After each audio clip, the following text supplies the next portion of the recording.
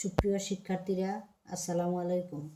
Honours তৃতীয় বর্ষের online ক্লাসে স্বাগতম। আশা করি আল্লাহর অশেষ রহমতে ভালো আছো। তোমাদের সাথে আছি আমি নীলুফা আক্তার, প্রভাষক সমাজকর্ম, কুমিল্লা অজিত গুহ মহাবিদ্যালয়। তোমাদের সাথে আলোচনা করব জনসংখ্যা ইস্যু, নীতি, পরিকল্পনা ও সেবাসমূহ। তৃতীয় অধ্যায়, জনমিতিক উপাত্ত সংগ্রহের পদ্ধতিসমূহ। আজকে আলোচনায় জানতে পারবে জরিপ পদ্ধতি বা সামাজিক জরিপ পদ্ধতি কি এবং নমুনা জরিপের ধাপসমূহ। সুপ্রিয় শিক্ষার্থীরা, এখন আমরা জানব জরিপ পদ্ধতি বা সামাজিক জরিপ, survey method or social survey. জরিপ সামাজিক গবেষণার বহুল ব্যবহৃত একটি পদ্ধতি। বিশেষ করে উপাত্ত সংগ্রহে এর গুরুত্ব অত্যধিক।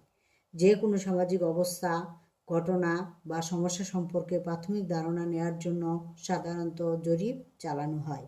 অর্থাৎ জরিপের প্রধান কাজই হচ্ছে কোনো বিষয় সম্পর্কে তথ্য সংগ্রহ করা এবং সেই তথ্যকে বর্ণনা করা। সামাজিক জরিপ বলতে সাধারণত কোনো বিশেষ জনগোষ্ঠীর বা দলের আর্থসামাজিক অবস্থা অথবা অপর কোনো বিষয়ে প্রাথমিক অনুসন্ধানকে বোঝানো হয়ে থাকে। অন্যভাবে বলা যায়, কোনো সমষ্টি বা সমাজের অবস্থা সম্পর্কে প্রাথমিক তথ্যাদি সংগ্রহের মাধ্যমে তার অবস্থা উন্নয়নের জন্য কর্মসূচি গ্রহণের লক্ষ্যে সংক্ষিপ্ত বৈজ্ঞানিক অনুসন্ধান প্রক্রিয়া ব্যবহৃত হয়, তাকে সামাজিক জরিপ বলা হয়। মনীষীদের মতামত। মার্ক অ্যাব্রাম এর মতে, কোনো সমষ্টির উপাদান ও কার্যক্রমের সামাজিক সম্পর্কে অধিক সংখ্যক তথ্য সংগ্রহের প্রক্রিয়াই হচ্ছে সামাজিক জরিপ। ইডব্লিউ বার্জেস এর মতে, সামাজিক জরিপ হচ্ছে সমষ্টির পরিস্থিতি ও চাহিদা নির্ধারণের এমন এক বিজ্ঞানভিত্তিক পর্যালোচনা যার উদ্দেশ্য সামাজিক অগ্রগতির জন্য গঠনমূলক কর্মসূচি গ্রহণে সহায়তা করা। ডি.সি. মার্চ এর মতে, দি social survey is a systematic collection of fact about people living in a specific geographic, cultural or administrative area. অর্থাৎ কোনো নির্দিষ্ট ভৌগোলিক, সাংস্কৃতিক অথবা প্রশাসনিক এলাকায় বসবাসরত জনগণ সম্পর্কে সুশৃঙ্খলভাবে তথ্য সংগ্রহ করাই হচ্ছে সামাজিক জরিপ। সমাজবিজ্ঞানী গোড এবং স্ক্যাশ এর মতে, সামাজিক জরিপ হচ্ছে এমন একটি সহযোগী কার্যক্রম যা একটি নির্দিষ্ট ভৌগোলিক সীমার অধিবাসীদের অবস্থা ও সমস্যা নিরূপণ এবং পর্যালোচনার জন্য গবেষণা কৌশল প্রয়োগ করে। সামাজিক জরিপের পরিধি ও প্রয়োগ ক্ষেত্র অত্যন্ত ব্যাপক ও বিস্তৃত। তবে সামাজিক জরিপের প্রধান কাজই হচ্ছে যে কোনো পরিস্থিতি বা ঘটনা সম্পর্কে প্রাথমিক ধারণা দেওয়ার জন্য সুশৃঙ্খলভাবে তথ্য সংগ্রহ করা। অর্থাৎ সামাজিক জরিপের ঘটনা অনুসন্ধানের সুশৃঙ্খল কার্যপ্রণালী হিসেবে আখ্যায়িত করা যায়। গঠনমূলক কর্মসূচি প্রণয়নের লক্ষ্যে আর্থসামাজিক ক্ষেত্রে প্রাসঙ্গিক তথ্য সংগ্রহ করাই সামাজিক জরিপের মূল লক্ষ্য। জরিপ প্রধানত দু ধরনের হয়ে থাকে, যথা নমুনা জরিপ ও সুমারি জরিপ। সুপ্রিয় শিক্ষার্থীরা, এখন আমরা জানব নমুনা জরিপের ধাপসমূহ, স্টেপস অফ স্যাম্পল সার্ভে। নমুনা জরিপের মূল উদ্দেশ্য যদিও তথ্য সংগ্রহ, তবু সুশৃঙ্খলভাবে কাজ করার জন্য কতিপয় ধাপ অনুসরণ করা হয়। নিম্নে ধাপগুলো পর্যায়ক্রমে বর্ণনা করা হলো। 1. জরিপের লক্ষ্য নির্ধারণ। জরিপের উদ্দেশ্য সুস্পষ্টভাবে বর্ণনা করা নমুনা জরিপের প্রথম ধাপ। যে সমস্যার উপর জরিপ পরিচালনা করা হবে তার পরিপ্রেক্ষিতে উদ্দেশ্য ও লক্ষ্য নির্ধারণ ছাড়া পর্যায়গুলোর কার্যাবলী সুষ্ঠুভাবে সম্পাদন করা যায় না। লক্ষ্য নির্ধারণ ব্যতীত জরিপের মাধ্যম প্রত্যাশিত ফল কোনো ক্রমে আশা করা যায় না। 2. সমগ্রকের সংজ্ঞা প্রদান। নমুনা জরিপের দ্বিতীয় ধাপ হলো সমগ্রকের সংজ্ঞা প্রদান করা। সমগ্রকের সংজ্ঞা দিতে গিয়ে জরিপের সাথে সামঞ্জস্য রেখে সমগ্রকের সুনির্দিষ্ট সংজ্ঞা প্রদানের উপর তথ্যের নির্ভরযোগ্যতা নির্ভরশীল। 3. তথ্য নির্বাচন। এ ধাপে জরিপের মাধ্যমে কী কী তথ্য সংগ্রহ করা হবে তা নির্ধারণ করতে হবে। যে তথ্য সংগ্রহ করা হবে তা উদ্দেশ্যের সাথে সামঞ্জস্য কিনা বা কোনো তথ্য বাদ পড়েছে কিনা এটি সুশৃঙ্খলভাবে বিচার করে তথ্য নির্ধারণ করা আবশ্যক। এছাড়া তথ্য সংগ্রহের উদ্দেশ্য অর্জনের জন্য পর্যাপ্ত হতে হবে। 4. প্রশ্নপত্র প্রণয়ন। প্রশ্নপত্র প্রণয়ন অত্যন্ত গুরুত্বপূর্ণ কাজ, কারণ এর মাধ্যমে তথ্য সংগ্রহ করা হয়। প্রশ্নপত্র প্রণয়নে জরিপের উদ্দেশ্য এবং প্রয়োজনীয়তার বিষয় বিবেচনা করতে হবে। প্রশ্নগুলো এমন হওয়া উচিত যাতে প্রশ্নদাতাগণ নিজস্ব জ্ঞান ও অভিজ্ঞতার প্রেক্ষিতে উত্তর দিতে পারেন। প্রয়োজনীয় তথ্যের প্রতি লক্ষ্য রেখে প্রশ্নের আকার ছোট হওয়া উচিত। প্রশ্নপত্র অবশ্যই বাস্তবের সাথে সামঞ্জস্যপূর্ণ হতে হবে। 5. নমুনায়নের একক প্রণয়ন করা। নমুনায়নের একক প্রণয়ন করা জরিপের একটি গুরুত্বপূর্ণ ধাপ।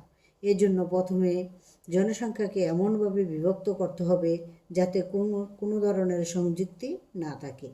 প্রতিটি ভাগ তখন একটি করে নমুনায়ন এককে পরিণত হবে। খেয়াল রাখতে হবে যে সকল এককের যোগফল যেন জনসংখ্যার সমান হয়। এরপর সকল এককের একটি পূর্ণ তালিকা নির্বাচন করতে হবে, যা অনেক সময় কাঠামো নামে পরিচিত। 6. নমুনার আয়তন নির্ধারণ। প্রতিটি নমুনা জরিপের সময় ও আর্থিক বাজেটের প্রতি লক্ষ্য রেখে সঠিকতার মাত্রা সম্বন্ধে সিদ্ধান্ত নিতে হয়। নমুনার আয়তন জরিপের ব্যয় বরাদ্দের প্রতি লক্ষ্য রেখে নির্ধারণ করা উচিত। সর্বাধিক প্রয়োজনীয় তথ্য সংগ্রহ করা যায় এমনভাবে নমুনার আয়তন নির্ধারণ করতে হবে। 7. নমুনা নির্বাচন। এ ধাপে নমুনায়নের বিভিন্ন পদ্ধতির মাধ্যমে প্রণীত তালিকা থেকে প্রতিনিধিত্বশীল নমুনা নির্বাচন করা হয়। এ নির্বাচন নমুনার আকার, জরিপের খরচ, নির্ধারিত বাজেটের মধ্যে জরিপ শেষ করা যাবে কিনা প্রভৃতি সম্পর্কে সুস্পষ্ট ধারণা নিতে গবেষককে সহায়তা করে। 8. তথ্য সংগ্রহের পদ্ধতি। তথ্য সংগ্রহের জন্য কোনো পদ্ধতি প্রয়োগ করা হবে তা নমুনা জরিপ পর্যায়ে নির্ধারণ করা হয়। নমুনা এককের বৈশিষ্ট্য ও প্রকৃতি অনুযায়ী তথ্য সংগ্রহের কৌশল নির্ধারণ করতে হয়।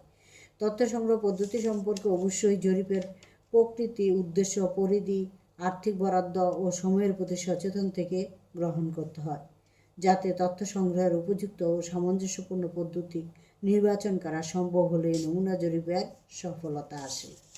9. তথ্য সংগ্রহকারী নিয়োগ ও প্রশিক্ষণ। জরিপ কাজ সম্পাদনের জন্য তথ্য সংগ্রহকারী নিয়োগদান ও প্রশিক্ষণের ব্যবস্থা করা। এ পর্যায়ে কারণ তথ্যের সঠিকতা ও যথার্থতা বিশেষভাবে নির্ভর করে তথ্য গ্রহণকারীদের দক্ষতা ও বিশ্বস্ততার উপর। 10. পরীক্ষামূলক জরিপ পরিচালনা। এ পর্যায়ে পরীক্ষামূলক জরিপ কাজ পরিচালনা করা হয়। নমুনা জরিপের কাজ শুরু করার পূর্বে প্রশ্নপত্র এবং অন্যান্য প্রাসঙ্গিক সিদ্ধান্তের সঠিকতা যাচাই করা হয়। প্রশ্নপত্র এবং তথ্য সংগ্রহের নির্দেশাবলী পূর্বে যাচাই উৎকর্ষতা বৃদ্ধির জন্য প্রয়োজন। এক্ষেত্রে জরিপের ফলাফল বিশ্লেষণ করে জরিপের মূল পরিকল্পনার মধ্যে প্রয়োজনীয় পরিবর্তন আনয়নের চেষ্টা করা হয়। 11. সমন্বয়ের ব্যবস্থা। মাঠ পর্যায়ে নিয়োজিত তথ্য গ্রহণকারীর কার্যাবলীর মধ্যে সমন্বয়ের ব্যবস্থা করা হয়। তথ্য সংগ্রহকারীরা তথ্য সংগ্রহের সময় কোনো সমস্যার সম্মুখীন হলে তা শুধরানোর প্রয়োজনীয় ব্যবস্থা এবং এ পর্যায়ে গ্রহণ করা হয়। এটি একটি অন্যতম স্তর হিসেবে বিবেচিত। 12. তথ্যের শ্রেণীবদ্ধকরণ। গবেষণার জন্য সংগৃহীত তথ্যকে এ পর্যায়ে শ্রেণীবিন্যাস করা হয়। প্রয়োজনে একে সারণীবদ্ধকরণের ব্যবস্থা করা হয়। এর ফলে পরবর্তী ধাপে যাওয়া সহজতর হয়। 13. তথ্যের বিশ্লেষণ। তথ্যের শ্রেণীবদ্ধ করার পর তথ্যগুলোকে বিশ্লেষণ বা ব্যাখ্যা করার প্রয়োজন হয়। এই পর্যায়ে তথ্যাবলীকে যাচাই বাছাই করা হয়। নমুনা জরিপের যথার্থতা এর উপর নির্ভর করে। 14. প্রতিবেদন প্রকাশ করা। এটি নমুনা জরিপের সর্বশেষ ধাপ। মূলত এ ধাপের মাধ্যমে নমুনা জরিপের কার্যক্রমের সমাপ্তি টানা হয়। প্রতিবেদনে জরিপের লক্ষ্য, কৌশল, সমস্যা, ফলাফল প্রভৃতি অন্তর্ভুক্ত থাকা বাঞ্ছনীয়। সুপ্রিয় শিক্ষার্থীরা, ভালোভাবে পড়াশোনা করো, মনোযোগ দিয়ে পড়াশোনা করবে। ভালো থাকো, সুস্থ থাকো। ধন্যবাদ সবাইকে।